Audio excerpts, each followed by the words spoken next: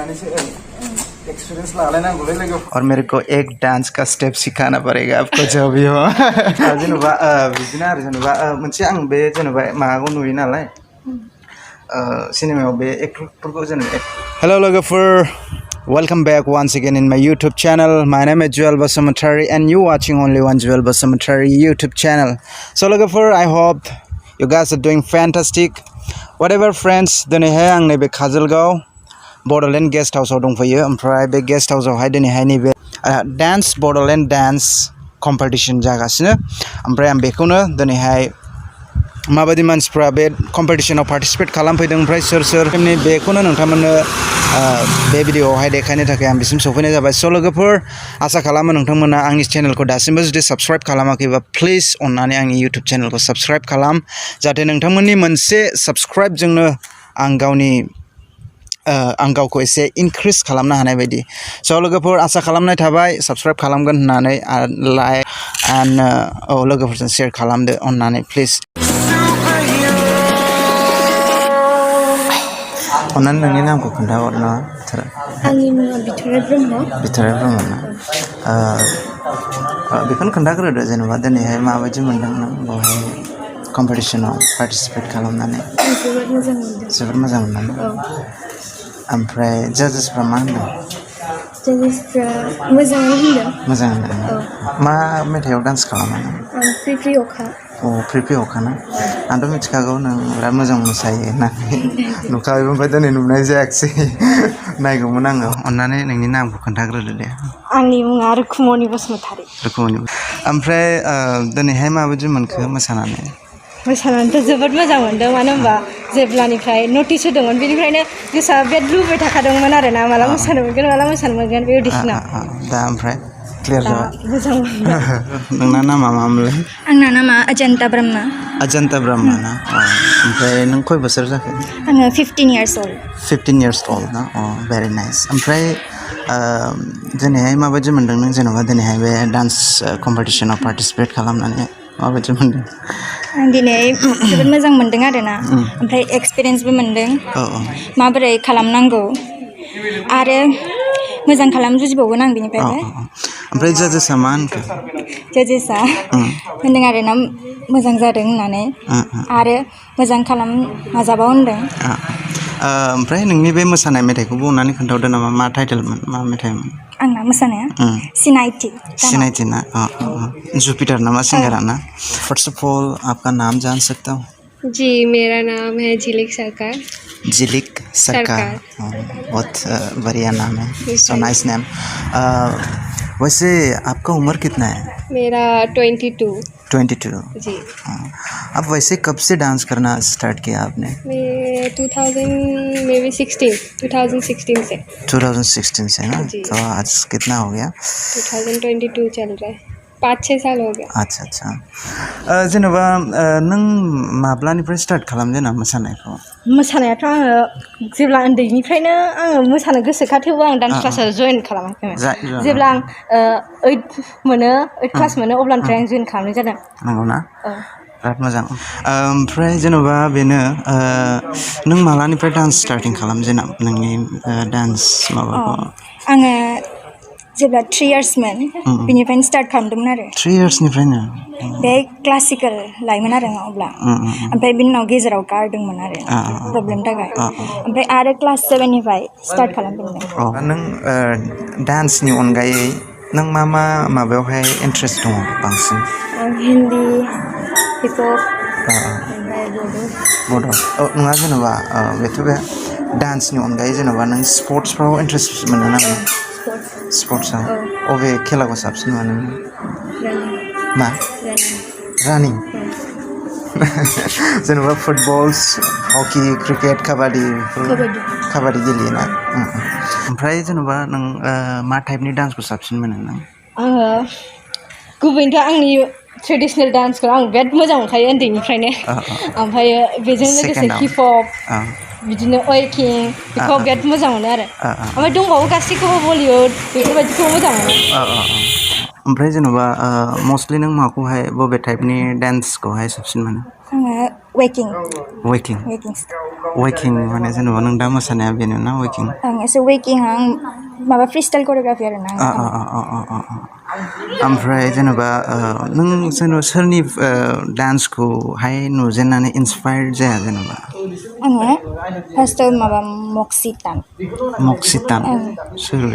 Dance प्लास नामा dance प्लासावमोन आरोना बे आं नुदोंमोन बेखौ मा जोंनि इण्डियाननि नामा ना आउट अफ कान्ट्रि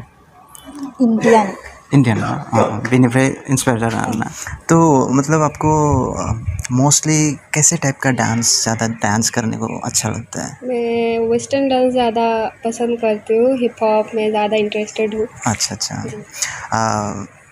वैसे और अपना क्लासिकल डांस में कुछ बोलना चाहते हो क्लासिकल डांस के बारे में नहीं क्लासिकल के बारे में मुझे तो ज़्यादा कुछ पता नहीं है बेसिक वगैरह थोड़ा बहुत पता है लेकिन मुझे भी मन करता है मैं भी करूँ लेकिन कोई सिखाने वाला नहीं है तो कोई अगर सिखाएगा तो मैं ज़रूर ट्राई करूँगी वैसे आप कितने में पढ़ रहे हो अभी मेरा ग्रेजुएशन कंप्लीट हुआ जस्ट नाइस जेनेबा मोसानायनि अनगायैबो ओमफ्राय नोंहा मा हबिस दंबावो मोसानायनि अनगायैथ' मा बुंनो आं सावथुन मुलुगाव बिराद ओंखारनो लुबैयो माबायावहाय ना सिनेमा एक्टिं खालामो ना ओमफ्राय जेनेबा एक्टिंआवहाय एसेबो जेबो चान्सफोर मोननायाखैबा माबा मोनसे मोननाय जायाखै ना जेनेबा दा सोरबाफोर चान्स होबाथ' अभियासलि ना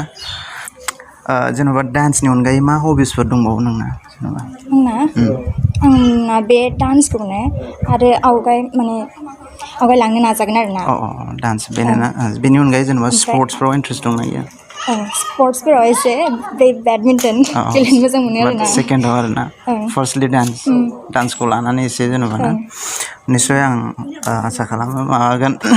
डान्सजों गोजौआव थांनो हागोन और मतलब ऐसे डांस के अलावा भी मतलब आपको किस में ज़्यादा मतलब क्या है ना आपकी हॉबीज़ तो मेरा सिंगिंग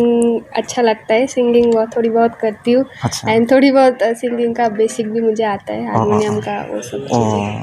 वैसे आपका फेवरेट सिंगर कौन है अपना इंडिया में तो मेल में तो अरिजीत सिंह है और फीमेल में तो अभी फ़िलहाल श्रेया घोषाल पहले अच्छा लगता था लेकिन अभी नेहा कक्कड़ अच्छा लगता है क्यों नेहा कक्कड़ का गाना उसका वॉइस बहुत ही ज़्यादा एट्रैक्टिव है तो मुझे अच्छा लगता है लेकिन मेरे को क्या लगता है नेहा कक्कड़ का ज़्यादा आइटम सॉन्ग है ना थोड़ा वैसे उसका गाना में डांस करने में भी मज़ा आता है भाई जेनेबा नोंना फेवरेट कान्ट्रिया मा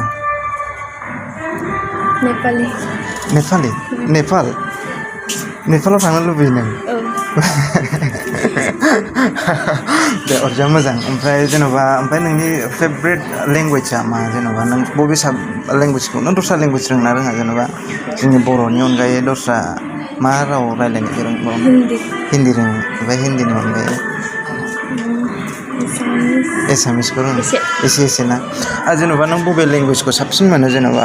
एट्रेक्टिभसिन मोनो जेनेबा साबसिन रायलायनो मानायावहाय हिन्दीखौनो साबसिन मोनो ओमफ्राय जेनेबा मा होनो नों दस्रा कान्ट्रि नोंनि फेभरेट कान्ट्रिया मा नों बबे आंनि इण्डिया इण्डिया बबेथ' बे फेभरेट जेनेबा बेनि जोंनि इण्डियानि अनगायैबो नों जेनेबा दस्रा कान्ट्रियाव बबेहाय थांनो लुबैनाय गोसो मोनसे डिजाइन दं दाथ' गैथ'वा जेनेबा थांनो गोसो गैया ओमफ्राय मोनसे लास्ट कुइसना बेनो जेनेबा नोंनि फेभरेट लेंगुवेजआ मा जेनेबा जोंनि बर'आथ' बर' फेभरेट लेंगुवेजखा नालाय ओमफ्राय सेकेन्डआव जेनेबा नों बबे लेंगुवेजखौ साबसिन मोनसिनो रायलायनो आङो एसामिसखौनो मोजां मोनो ओमफ्राय बेनि उनाव हिन्दी एसामिसनि उनाव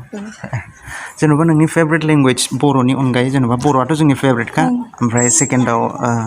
बबे लेंगुवेजखौ फेभरेट मोनो एसे एट्रेक्टिभ मोनसिनो हिन्दी ओमफ्राय नोंनि फेभरेट कान्ट्रिया जेनेबा जोंनि इण्डियायाथ' जोंनि फेभरेट कान्ट्रिखा नालाय ओमफ्राय जेनेबा दस्रा बेनि अनगायै कोरिया थांनो गोसो दं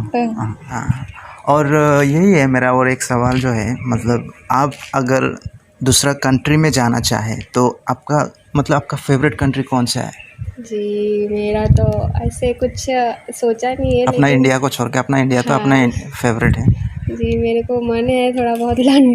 लंदन जाने का क्या बात कर रहे हो यार मेरे भी बहुत जाने को मन है यार लंदन का थोड़ा शौक है उस दिन मैं वीडियो में देखा एक आदमी अपना इंडिया का उधर गया था ब्रिटिश का गाँव वगैरह दिखाया ना मेरे को बहुत मैं बचपन से मेरे को बहुत दिल मतलब मन है उधर जाने के लिए और आज आपने बोल दिया यार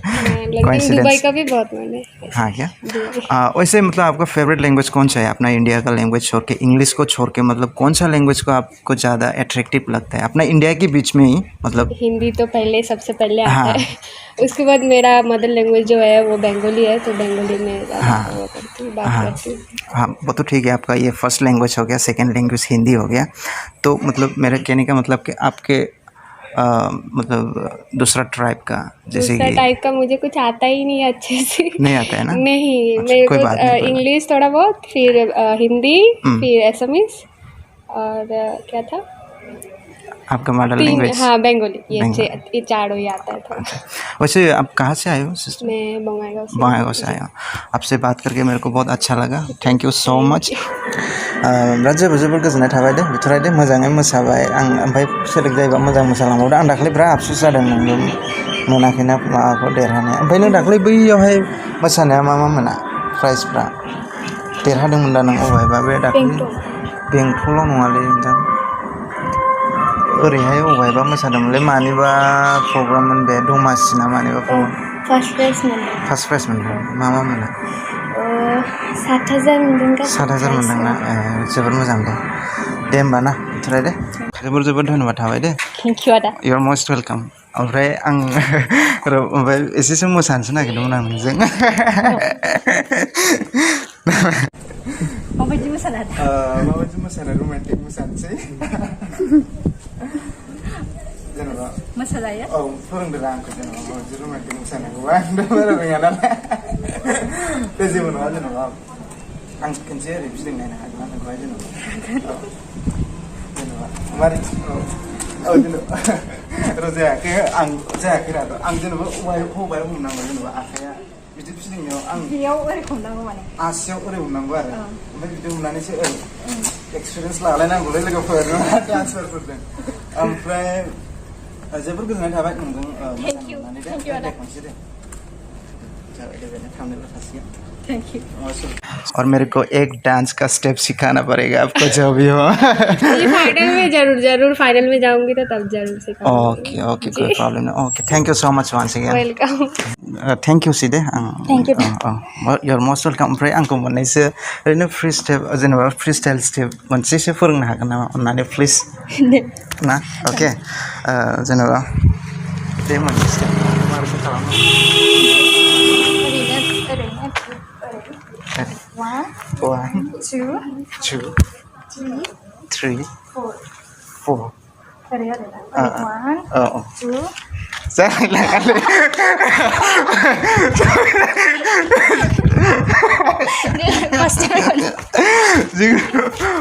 मा होनो ओमफ्राय जेनेबा मोनसे रमान्टिक डान्स खालामनो हागोन नामा आं ओरैनो जेनेबा can I touch your hand so जेनेबा बिदिनो आरो जेनेबा मोनसे आं बे जेनेबा माबाखौ नुयो नालाय सिनेमायाव बे एक्टरफोरखौ जेनेबा एक्टरा ओरै फिदिंनाया जेनेबा बे मा टेकनिकआव माय जेनेबा एक्ट्रेसफ्रा जेनेबा आसियाव ओरै हमनानै ओरै फिदिङो नामा जास्ट जेनेबा ना अबाय जेनेबा बेनि एक्सपिरियेन्सआ मा खालामफेराखै नों रावजोंबो ना दे जेनेबा मा होनो फाइनाली थेंक इउ सो माच दे गोजोननाय थाबाय अल द बेस्ट हा Thank you, Dada. So